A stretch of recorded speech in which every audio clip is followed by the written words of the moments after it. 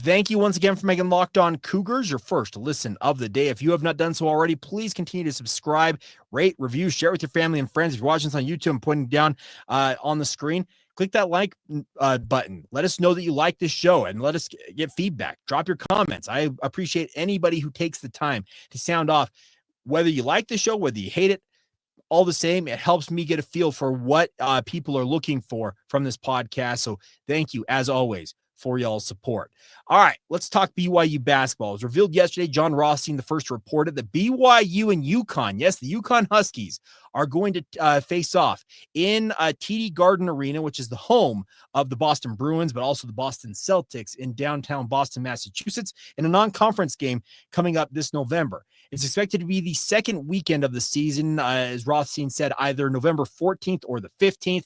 Now, BYU football plays a home game against TCU, which could be a fairly large in terms of the stakes it could hold on it at that point in the season on November 15th. So if I'm Kevin Young and company, if you want more, attention from Cougar Nation, I'd be pushing to play this game on the 14th. And then in theory, people could rush home, get on a plane from Boston and get back to Utah for that TCU game. But I think the other side of it is that this is a big game on the non-conference slate. And according to guys like Robbie McCombs, BYU's not done yet. I've said this before on the podcast, and I'll reiterate it here, that AJ Dybantsa has made a lot of headlines and has brought a lot of attention to BYU basketball, and all of it good, seemingly. The biggest thing that he can do is that he is bringing just an attention, a spotlight, a limelight on BYU basketball that they cannot waste. And that's why I think Kevin Young and company have been so eager and so aggressive in scheduling maybe the best non-conference slate that BYU has ever scheduled. Now, we don't know the full non-conference slate. It's supposed to be revealed any day now. Brian Santiago apparently made that comment at the annual Fathers and Sons camp over the weekend at BYU, and I can't wait to see what ultimately entails. But Robbie McCombs also says that obviously UConn and BYU will be maybe a top 10 matchup when they square off. He says that there's another top 25 team out there that BYU could be scheduling a game against. Could that be in the Delta Center? Could it be in Provo? Could it be on the road? It doesn't really matter. The thing is, BYU is getting all this attention and is actually getting more of these programs to essentially bite on facing off against the Cougars, because AJ Dybantsa brings eyeballs that, simply put, other programs simply can't draw to them. He started a YouTube channel not too long ago. He was in Monaco, of all places, over the weekend for the Monaco Grand Prix. He is traveling literally the world wide, and the attention and the positive ambassador that he is for Brigham Young University, in particular the BYU basketball program, it is uncalculable what it means for BYU. There was a lot made of him making reportedly $5, $6, $7 million. Some reports were high as $8 million in NIL money when it came to why he picked BYU.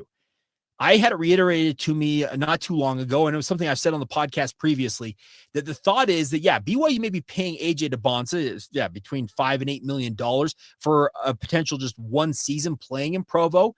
But the calculus on the impact he can have in terms of the eyeballs he will draw to BYU, the impact just overall that he can have with being an ambassador for BYU basketball, bringing people that may not otherwise understand anything about BYU and obviously the Church of Jesus Christ of Latter-day Saints.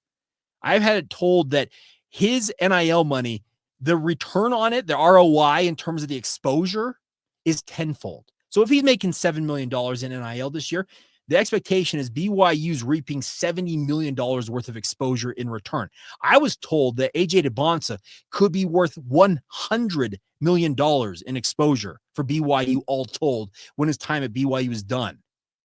That's incredible. And that makes, in essence, every dime that BYU is paying this young man in NIL money worth it, because you're reaping massive, massive benefits. Now, not all that's going to come back to you in obviously in cash or credit form. You're not going to get straight up money, the $100 million. But once again, the exposure alone that he generates, being an ambassador for BYU.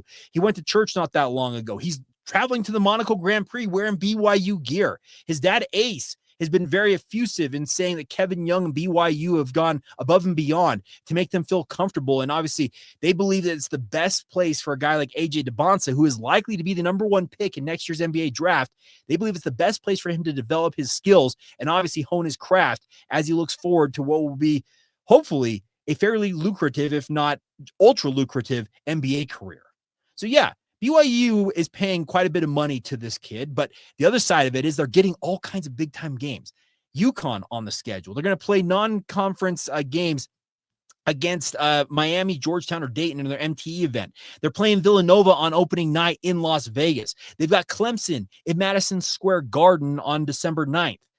They do have 2 bye games already, about Delaware on November 11th and Eastern Washington on December 22nd, but you can't play all Q1 games in their non-conference slate. But right now, you open up with a exhibition game at Nebraska, also an exhibition game in the Delta Center against North Carolina. Those 2 are high exposure games. And I need to correct something I said on yesterday's podcast. I said that the money generated from those exhibitions needs to go to charity. That used to be the old format.